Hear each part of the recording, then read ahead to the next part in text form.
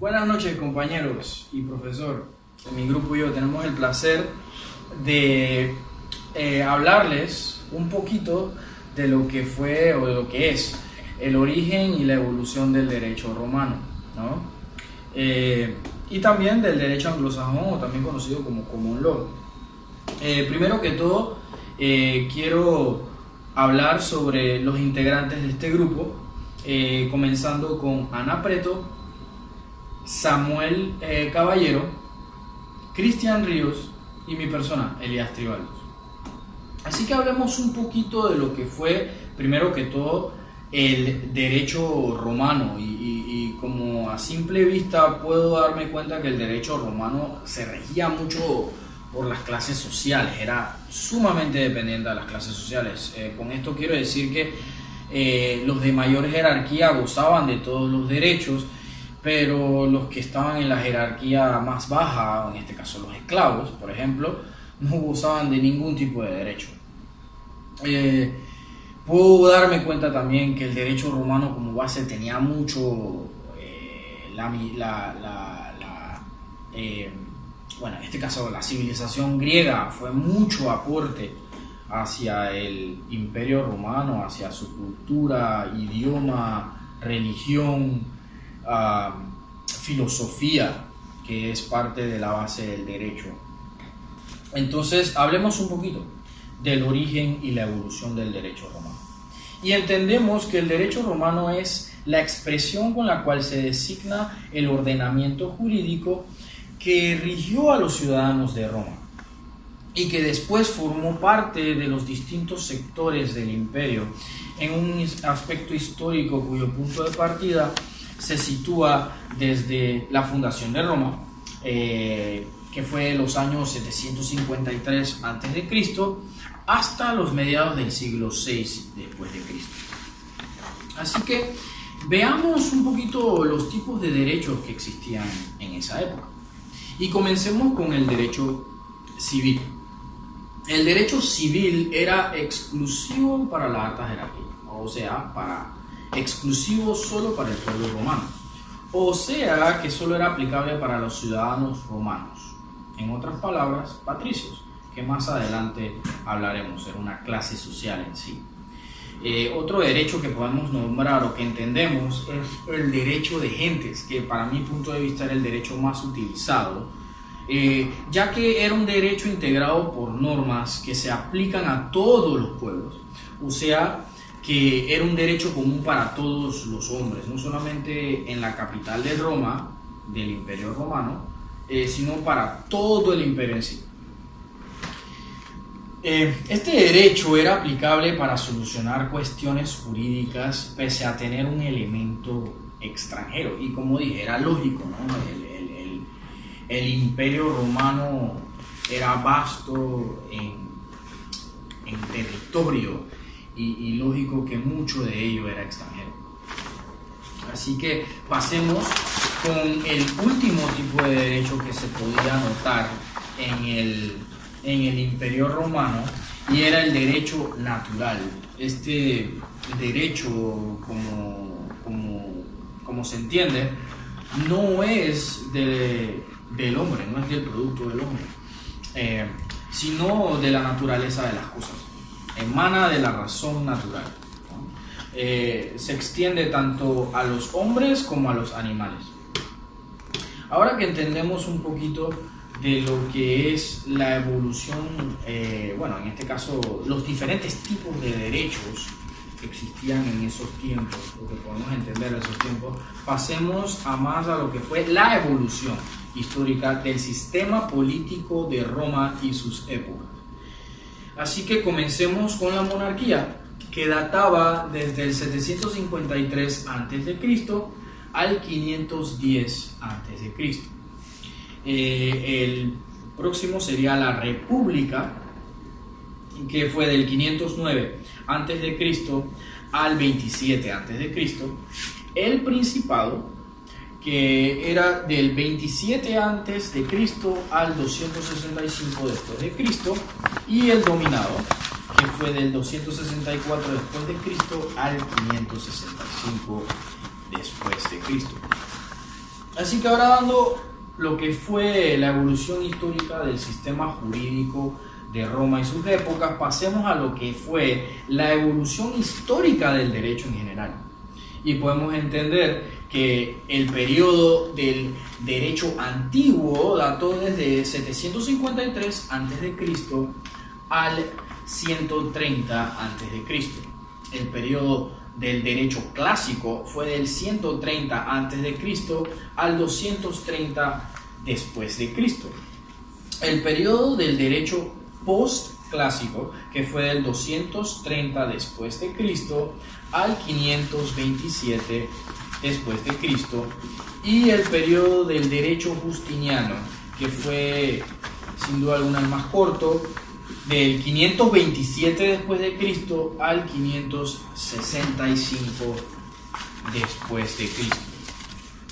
Así que con esto podemos darnos cuenta fácilmente que tanto sus épocas históricas del derecho y las épocas del sistema judicial romano tuvo sus diferentes épocas, ¿no? Así que con esto creo que debemos pasar a para mí el punto más importante del cual se aplicaban mucho los derechos y de lo que hablaba al comienzo de la charla, que era sin duda alguna las clases sociales o las organizaciones de las clases sociales de Roma, del Imperio Romano, ¿no? Así que hablemos como primero los patricios, que como había hablado eran los descendientes de los patres, o sea, los descendientes de las antiguas familias romanas. Eran la clase privilegiada, o en otras palabras, los nobles, y sus miembros eran llamados ciudadanos romanos. A estos les fue concebido prácticamente todos los derechos.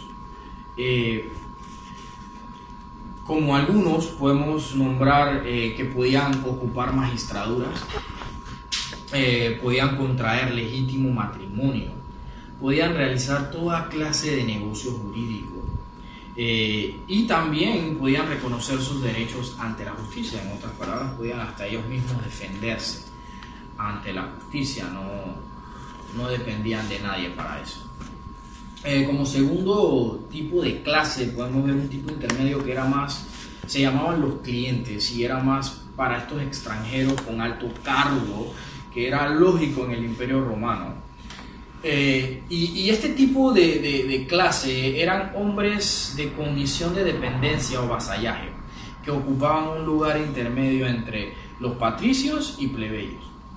El cliente no gozaba de los derechos de la ciudad, sino de una libertad de derecho condicionada a la protección del ciudadano romano.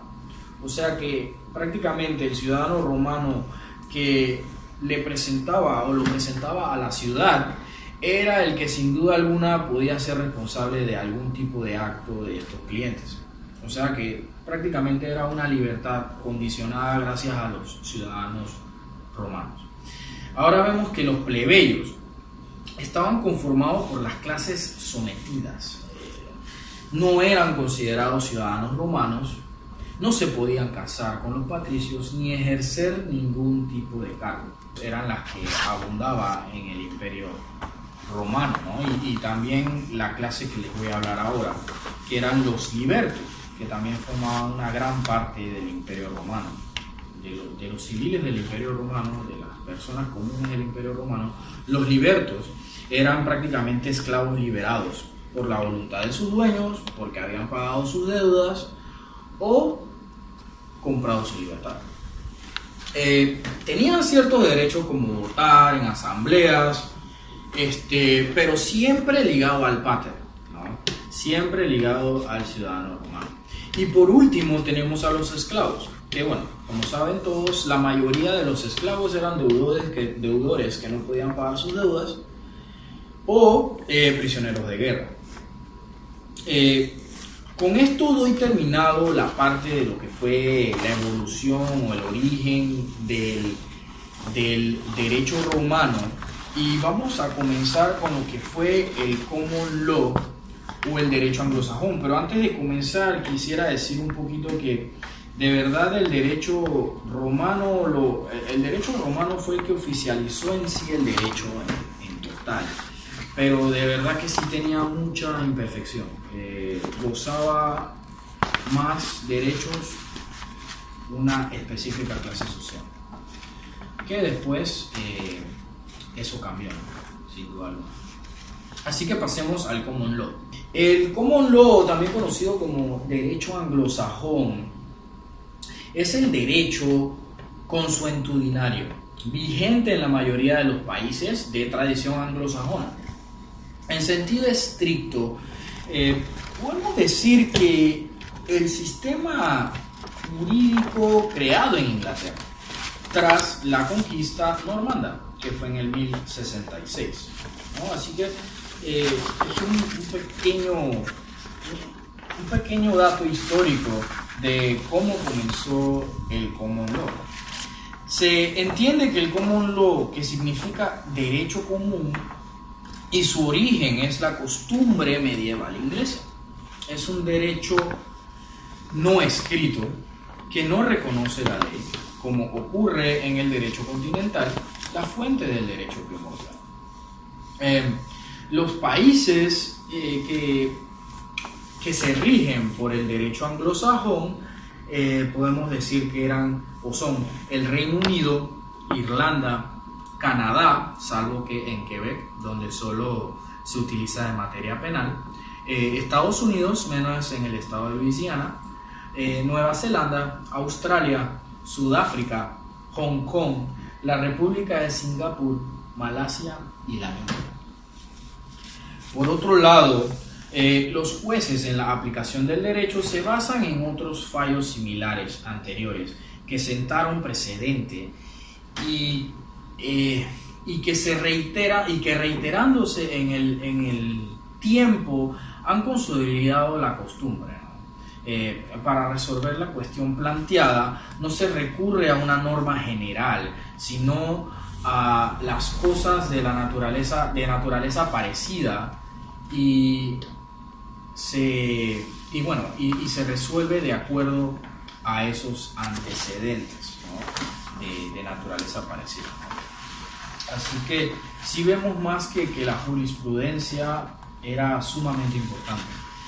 La jurisprudencia como fuente de derecho cobra una enorme y primordial importancia y también con la ventaja de no dejar a los ciudadanos sujetos a decisiones legislativas que pueden ser obra de oportunismo político y que vayan a desmilitar los derechos de las personas.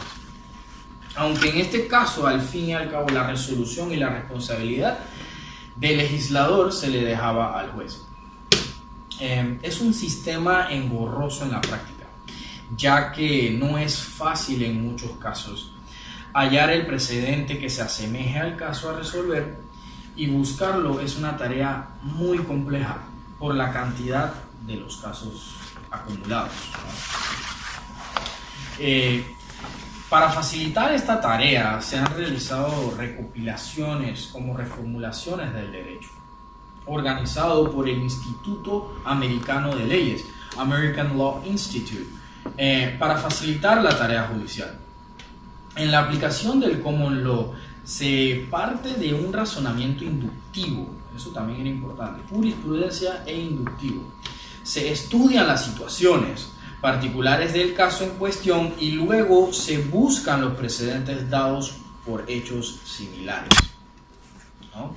Estos precedentes son vinculantes para el juez, pues es obligatorio que su sentencia se ajuste a ellos, por lo que es muy difícil cambiar decisiones en casos parecidos. Esta imposibilidad de adaptarse de los precedentes no implica que el Common Law no evolucione, ya que el cambio de épocas, costumbres y valores lo harían de imposible aplicación, sino que más se adapta agregando cada nuevo caso a alguna variante particular para ser incluida en situaciones posteriores, resoluciones posteriores. Así que con esto, doy fin a lo que es el derecho anglosajón, o en este caso Common Law, y podemos entender que que la jurisprudencia maneja más que la norma en sí. Que bueno, la norma en sí, que se rige en normas, sería más el derecho continental, ¿no? Así que con esto doy fin a la charla que nos tocó el día de hoy. Buenas noches, compañeros, espero que les haya gustado este video. Le doy muchas gracias a mis compañeros, que sin duda alguna sin ellos no lo hubiera podido haber hecho. Y de nuevo, gracias por su tiempo y espero que les haya gustado. Buenas noches.